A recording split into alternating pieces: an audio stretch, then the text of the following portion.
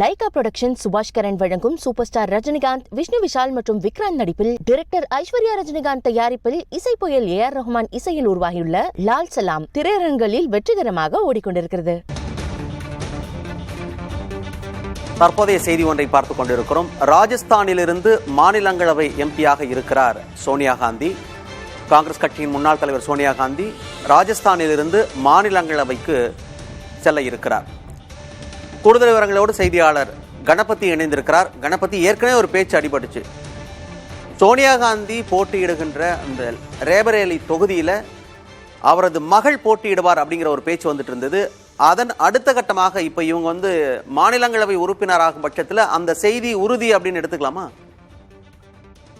சோனியா காந்திக்கு உடல்நலக் குறைவு என்பதால் காங்கிரஸ் கட்சியின் தலைவர்கள் அவர் மாநிலங்களவை தேர்தலுக்கு போட்டியிடலாம், மக்களவை தேர்தலில் போட்டியிடுவதை தவிர்க்கலாம் என ஆலோசனை அளித்திருந்தார்கள்.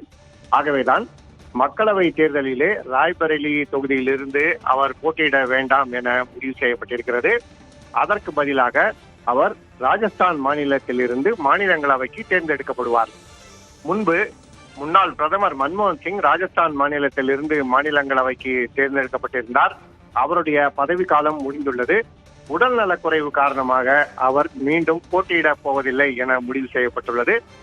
ஆகவே சோனியா காந்தி ராஜஸ்தான் மாநிலத்திலிருந்து மாநிலங்களவைக்கு காங்கிரஸ் கட்சி சார்பாக தேர்வாகிறார். அவருடைய மக்களவை தொகுதியான ராய்பரேலியில் பிரியங்கா காந்தி போட்டியிட வேண்டும் என நீங்கள் சொன்னது போலவே கோரிக்கை இருந்து வருகிறது. ஏற்கனவே உத்தரப்பிரதேச மாநிலம் அமேதி தொகுதியில் போட்டியிட்டு வரும் ராகுல் காந்தி சென்ற முறை வயநாடு தொகுதிக்கு போட்டியிட முடிவு செய்திருந்தார். அதாவது அமேதி, வயநாடு 2 தொகுதிகளிலும் போட்டியிட்ட அவர் வயநாட்டில் வெற்றி பெற்றிருந்தார். அமேதி தொகுதியிலே தோல்வி அடைந்திருந்தார். ஆகவே இந்த முறை அவர் அமேதி தொகுதியிலே போட்டியிடுவாரா என்பதே கேள்விக்குறியாக இருக்கிறது. இத்தகைய சூழ்நிலையில்தான் காங்கிரஸ் கட்சியின் தேசிய தலைவரான மல்லிகார்ஜுன் கர்கே மற்றும் சோனியா காந்தியின் மகளான பிரியங்கா காந்தி உத்தரப்பிரதேசத்தில் இருந்து போட்டியிட வேண்டும் என அந்த மாநிலத்தைச் சேர்ந்த காங்கிரஸ் கட்சியினர் வலியுறுத்தி வருகின்றனர். இது குறித்து காங்கிரஸ் தலைமை பின்னர் முடிவு செய்யும் என காங்கிரஸ் கட்சி தலைவர்கள் தெரிவித்துள்ளார்கள். மணிமாறன், மாநிலங்களவை உறுப்பினராக அடுத்ததாக யாரெல்லாம் தேர்வு செய்யப்பட வாய்ப்பு இருக்கிறது? அந்த பரிசீலனையில் யாருடைய பெயர்கள்லாம் இருக்கு கணபதி காங்கிரஸ் தரப்புல? காங்கிரஸ் கட்சியை பொறுத்தவரை ராஜஸ்தான் மாநிலத்திலிருந்து ஒரு இடத்துக்கு அவர்கள் ஒரு மாநிலங்களவை உறுப்பினரை தேர்வு செய்ய முடியும். அதற்குத்தான் சோனியா காந்தியுடைய பெயர் அளிக்கப்பட்டிருக்கிறது. சோனியா காந்தி அங்கே வேட்புமனு தாக்கல் செய்வார் என முடிவு செய்யப்பட்டிருக்கிறது. அதே போலவே இமாச்சல பிரதேச மாநிலத்திலிருந்து காங்கிரஸ் கட்சி ஒரு மாநிலங்களவை உறுப்பினரை தேர்ந்தெடுக்க முடியும். அந்த இடத்துக்கு அபிஷேக் மனு சிங்கின் பெயர் தேர்வு செய்யப்பட்டிருக்கிறது. மகாராஷ்டிரா மாநிலத்திலிருந்து சந்திரகாந்த் காங்கிரஸ் கட்சி சார்பாக போட்டியிடப் போகிறார். அதே போல பீகார் மாநிலத்திலிருந்து அகிலேஷ் பிரசாத் சிங் காங்கிரஸ் கட்சி சார்பாக போட்டியிடப் போகிறார்.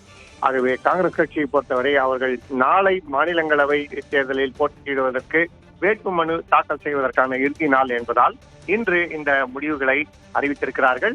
சோனியா காந்தி மாநிலங்களவைக்கு செல்கிறார், மக்களவை தேர்தலில் போட்டியிடப் போவதில்லை என்பது மிகவும் முக்கியமான செய்தியாக இருக்கிறது. மணிமாறன், விரிவான தகவல்களை கொடுத்தமைக்கு நன்றி கணபதி. லைகா புரொடக்ஷன் சுபாஷ் கரன் வழங்கும் சூப்பர் ஸ்டார் ரஜினிகாந்த், விஷ்ணு விஷால் மற்றும் விக்ராந்த் நடிப்பில் டைரக்டர் ஐஸ்வர்யா ரஜினிகாந்த் தயாரிப்பில் இசை புயல் ஏஆர் ரஹ்மான் இசையில் உருவாகியுள்ள லால் சலாம் திரையரங்குகளில் வெற்றிகரமாக ஓடிக்கொண்டிருக்கிறது.